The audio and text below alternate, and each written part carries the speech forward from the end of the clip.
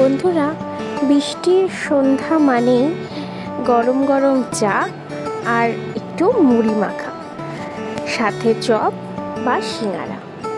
তো চলুন আজকে আপনাদের সাথে এটাই শেয়ার করব।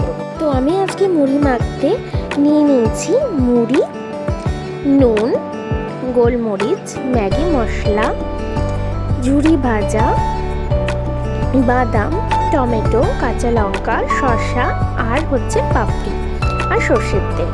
এবার মুড়ির মধ্যে আমি দিয়ে দেবো এখানে পাপড়ির সাথে আপনারা অন্য কিছু অ্যাড করতে পারেন, গোলমরিচ গুঁড়ো, আর দিয়ে দিলাম ঝুরি ভাজিটা অনেকটাই বেশি দিলে খেতে কিন্তু খুব ভালো লাগবে।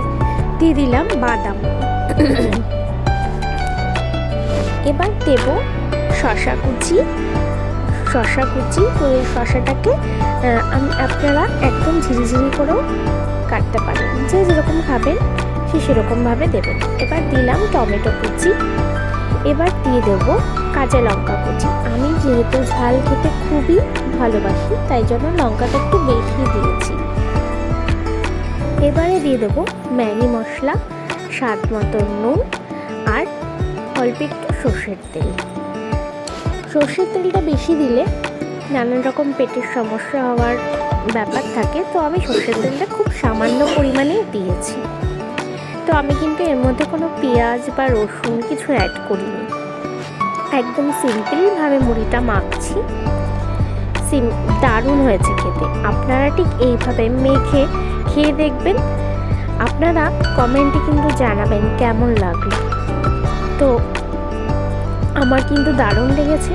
বৃষ্টির সন্ধ্যায় এরকম মুড়ি মাখা আর গরম গরম চা, আহা, জিভে জল এনে দেয়। তো আপনারা অবশ্যই এরকম করে মুড়ি মেখে আমাকে কিন্তু কমেন্টসে জানাবেন।